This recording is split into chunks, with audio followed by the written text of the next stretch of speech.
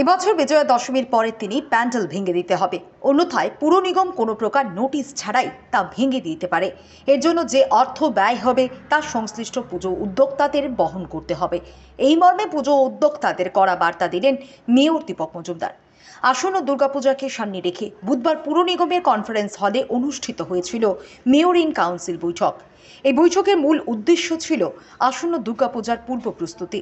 গত বছর সব মিলিয়ে 4টি জোনে 370টি ক্লাব এবং অন্যান্য সামাজিক সংস্থাকে পুজোর অনুমতি প্রদান করা হয়েছিল পুর নিগমের পক্ষ থেকে। এবছর ইতিমধ্যেই শুরু হয়ে গেছে রেজিস্ট্রেশনের কাজ, তবে অনেকগুলি ক্লাবই অনুমতি ছাড়া শুরু করে দিয়েছে পুজো প্যান্ডেলের কাজ। নিয়ম মেনে যেন পুজোর প্যান্ডেল তৈরি করা হয়। বৃহস্পতিবার সাংবাদিক সম্মেলনে সেই অনুরোধ রাখেন মেয়র দীপক মজুমদার। এছাড়াও পুজো উপলক্ষে পুর নিগমের যাবতীয় সিদ্ধান্ত তুলে ধরেন। প্রথমে আগরতলা পৌর নিগমের পক্ষ থেকে উপস্থিত আপনাদের সকলকে অনেক অনেক শুভেচ্ছা, ধন্যবাদ জানাই। আজকের এই সাংবাদিক সম্মেলন ডাকার উদ্দেশ্য হচ্ছে আসন্ন শারদীয় উৎসবের সামনে রেখে আগরতলা পৌর নিগমে কিছু আমরা সিদ্ধান্ত গ্রহণ করেছি, সেগুলি আপনাদের সামনে তুলে ধরা। আজকের এই সাংবাদিক সম্মেলনে আমাদের মধ্যে উপস্থিত আছেন আগরতলা পৌর নিগমের মাননীয় ডেপুটি মেয়র শ্রীমতী মনিকা দত্ত মহোদয়া। আমাদের সঙ্গে উপস্থিত আছেন আগরতলা পৌর নিগমের কমিশনার ডক্টর শৈলেশ যাদব এবং আমাদের এডিশনাল কমিশনার সাজ্জাদ।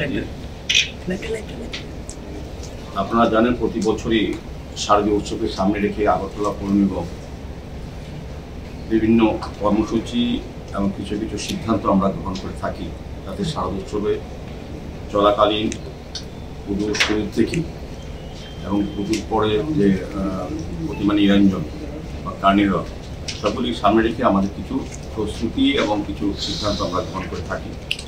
তো আমরা গতকালকে আমাদের এমআইসি মিটিংয়ের কিছু সিদ্ধান্ত আমরা গ্রহণ করেছি আসন্ন শারদীয় উৎসবকে সুন্দর পরিচ্ছন্ন রাখা এবং যাতে যেখানে সারা রাজ্যের থেকে বা বিভিন্ন জায়গার থেকে লক্ষ লক্ষ দর্শনার্থী পুণ্যার্থী আসেন আগরতলা শহরে, সেক্ষেত্রে আমাদের পৌর নিগম সেই দর্শনার্থীর কথা চিন্তা করে কিছু আগাম আমরা ব্যবস্থা গ্রহণ করে থাকি প্রতি বছর।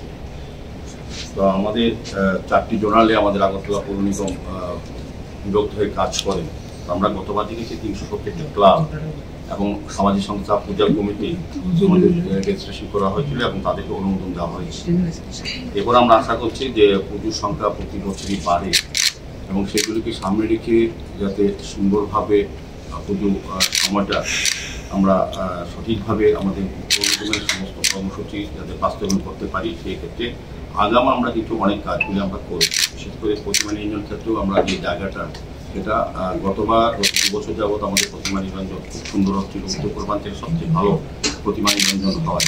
এবার আমরা স্মার্ট সিটির কাজে আর একটা ব্যাপক উন্নতি হয়েছে, সেখানে আরও সুন্দর ব্যবস্থা করা হয়েছে।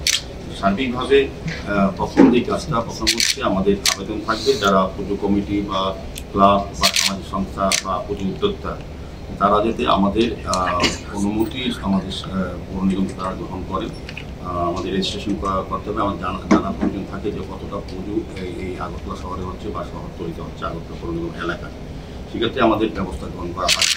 সেক্ষেত্রে আমাদের কিছু কিছু আমরা চিন্তা ভাবনা করে কিছু সিদ্ধান্ত আমরা গ্রহণ করেছি, যেগুলি পুজো কমিটির প্রতি আমাদের আবেদন থাকবে বা আমাদের বক্তব্য হচ্ছে প্যান্ডেল নির্মাণের জন্য সাধারণ চলাচলে যাতে কোনো প্রকার সমস্যার সৃষ্টি না হয়। প্যান্ডেল অথবা যে কোনো ওভারহেড গেট নির্মাণ অবশ্যই ব্ল্যাকটপ বা পিচ রাস্তার পরেই থেকেই করতে হবে। আমরা গতবারও কিছু কিছু জায়গায় আমাদের অস্বস্তিকর পরিবেশ পরিস্থিতি করতে হয়েছিল পৌর নিগমের নিয়মাবলী ক্ষেত্রে অনেকে মানেননি, সেক্ষেত্রে রাস্তার দুধারে কিছু গেটও আমরা সরিয়ে নিয়েছিলাম। পুজোর প্যান্ডেলগুলি আমরা লক্ষ্য করেছি যে ব্ল্যাক টপিংয়ের ভিতরে চলে আসে। এবার আমরা আগাম জানিয়ে দিচ্ছি যে যারা পুজো উদ্যোক্তা তাদের প্যান্ডেল নির্মাণের ক্ষেত্রে যারা রাস্তার ধারে প্যান্ডেল নির্মাণ করেন তারা রাস্তার ব্ল্যাক টপিং ছেড়ে প্যান্ডেল করতে হবে, নত আমরা আইনগতভাবে পৌর নিগম থেকে ব্যবস্থা গ্রহণ করা হয়। এবং যারা গেট করা হয়, তোরণ করা হয় বিভিন্ন ক্ষেত্রে পূজা প্যান্ডেল সেটা তাদেরকেও অনুরোধ করা হচ্ছে তারা যাতে ব্ল্যাক টপিং ছেড়ে তারা নির্মাণ করেন, যাতে পরবর্তী সময় কোনো রকম আমাদের মধ্যে ভুল বোঝাবুঝি বা আমাদের যে নিয়ম বা সিদ্ধান্ত মানতে গিয়ে যাতে অস্বস্তি না করতে হয়। সেক্ষেত্রে আগাম আমরা এই কারণে আজকে সাংবাদিক সম্মেলনের মাধ্যমে সমস্ত পুজো উদ্যোক্তাদের ক্লাব কমিটিকে আমরা জানাচ্ছি যে পিচ রাস্তা ব্ল্যাক টপিং ছেড়ে প্যান্ডেল করতে হবে এবং গেটও করতে হবে। পুজো উদ্যোক্তাদের অগ্নি নির্বাহক দপ্তর, বিদ্যুৎ নিগম পিডব্লিউডি এবং ট্রাফিক দপ্তরের নিকট থেকে প্রয়োজনীয় অনুমতি নিতে হবে। প্যান্ডেল নির্মাণের সময় কোনো প্রকার সরকারি সম্পত্তির ক্ষতি সাধন করলে তার ক্ষতিপূরণ সংশ্লিষ্ট পূজা উদ্যোগীদের দিতে হবে। তো পুজোর পারমিশনের ক্ষেত্রে এই 4টা ডিপার্টমেন্ট থেকে আগাম তাদের এনওসি নিতে হয়। তারা যারা পুজো করেন তারা জানেন। কাজে আমাদের ক্ষেত্রে আমরা অনেকটাই শিথিল করে দিয়েছি। আমরা সিঙ্গেল উইন্ডো সিস্টেম, আমাদের এখানে যারা আবেদন করবে তাদেরকে কোনো ফিস দিতে হয় না এবং আমাদের আধিকারিকরা চেষ্টা করেন সময় মতো সবগুলি কাজ করে দিতে। তো ওইগুলি নিয়ম কিছুটা মেনে চলতে হবে যাতে সুন্দরভাবে দুর্গাপুজো সাজু উৎসব সবাই আনন্দ উপভোগ করতে পারে বা যান চলাচল কিংবা মানুষের স্বাভাবিক চলাচলে যাতে কোনো বিঘ্ন না ঘটে সেদিকেই লক্ষ্য রেখে প্যান্ডেল এবং তরুণ করতে হবে, লিড করতে হবে।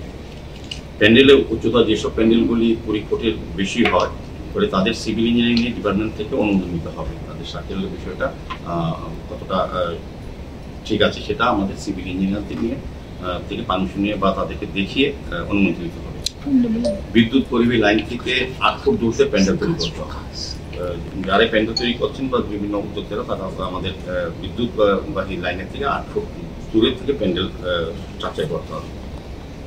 যারা আনঅথরাইজ ভেন্ডারদের কোনো অবস্থায় স্টল খোলার অনুমোদন প্রদান করা হবে না। আমাদের রাস্তা যাতে যানজট না হয়, পুজোর সময় প্রচুর দর্শনার্থী আসেন শহরে, সেক্ষেত্রে যাতে কোনো রকম অসুবিধা না হয় সেক্ষেত্রে আমরা কোনো রকম যারা ভেন্ডার লাইসেন্স নাই তাদেরকে বসতে দেওয়া হবে না কোনো জায়গাতে।